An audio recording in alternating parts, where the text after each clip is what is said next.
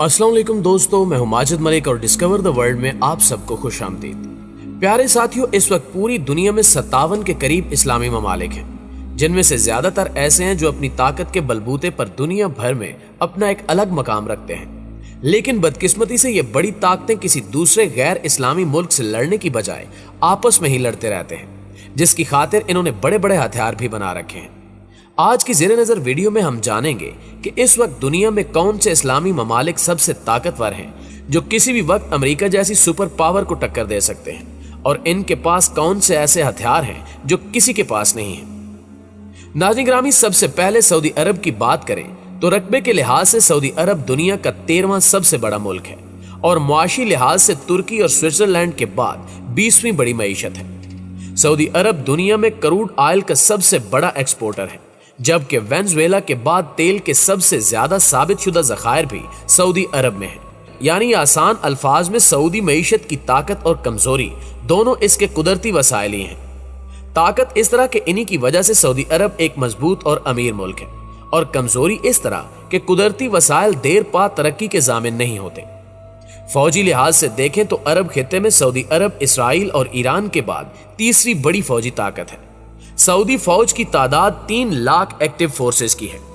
2017 में सऊदी अरब ने अमेरिका से इंसानी तारीख की सबसे बड़ी असले की डील की है, जिसमें 350 अरब डॉलर के जंगी जहाज और जदीद असलहा खरीदा जाएगा।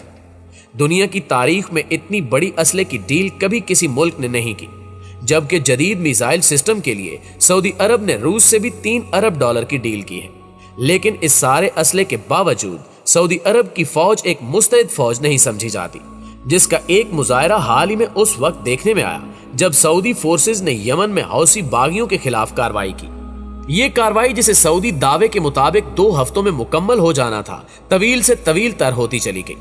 नाज़रीन गिरामी, इसके बाद ईरान की बात करें तो इस वक्त दिफाई लिहाज से इस्लामी जमहूरिया ईरान का शुमार दुनिया के अहम और ताकतवर तरीन मुल्कों में होता है। दुनिया की ताकतवर फौजों की फहरिस्त जारी करने वाली वेबसाइट ग्लोबल फायर पावर के मुताबिक ईरानी फौज दुनिया की 14वीं ताकतवर तरीन फौज है।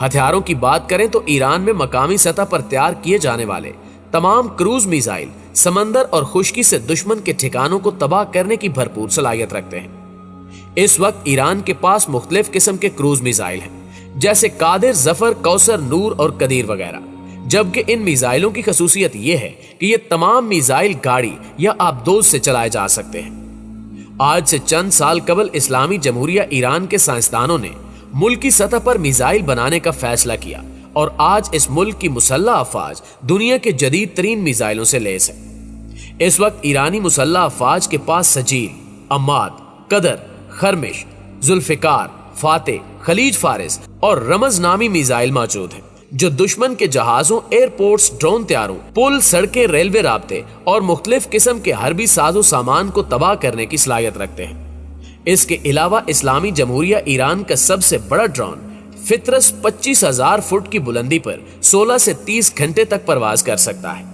यह ड्रोन 25,000 फुट की ऊंचाई तक बासानी परवाज कर सकता है, और इसे 2000 किलोमीटर की रेंज में बगैर किसी रुकावट के कंट्रोल किया जा सकता है।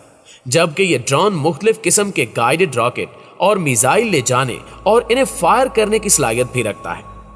ईरानी साइंसदानों ने फिजा से फिजा, जमीन से फिजा, जमीन से जमीन, सतह समंदर से समंदर, साहिल से समंदर और समंदर के अंदर मार करने वाले मिसाइलों और तारपीडों की ताकत और तवानाई में जबरदस्त इजाफा किया है, और ईरानी मुसल्लह अफवाज मुल्क की दिफा को नाकाबिल तस्खीर बनाने के लिए अपनी पूरी तवानाइयां ब्रुए कार ला रही हैं। इसी तरह ईरानी बहरिया के पास जदीद तरीन आबदोजों के अलावा लातादाद छोटी जंगी कश्तियां भी हैं, जो अपने हरीफ की नकलो हरकत को इंतहाई दुश्वार बना देती हैं।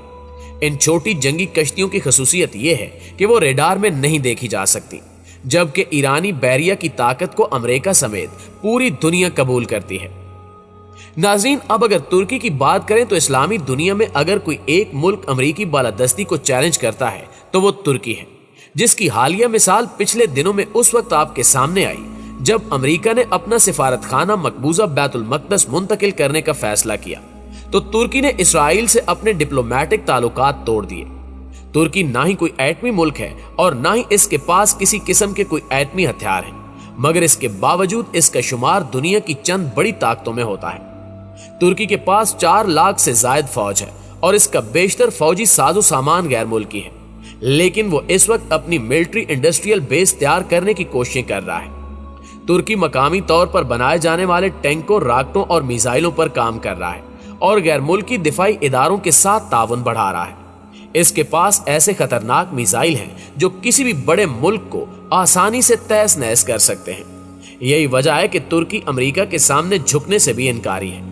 इसके अलावा इनके पास खतरनाक टैंक और खौफनाक बहरी आबदोजें भी हैं, जिनकी वजह से कोई भी बड़ा मुल्क तुर्की से पंगा लेने से पहले 1000 बार सोचता है।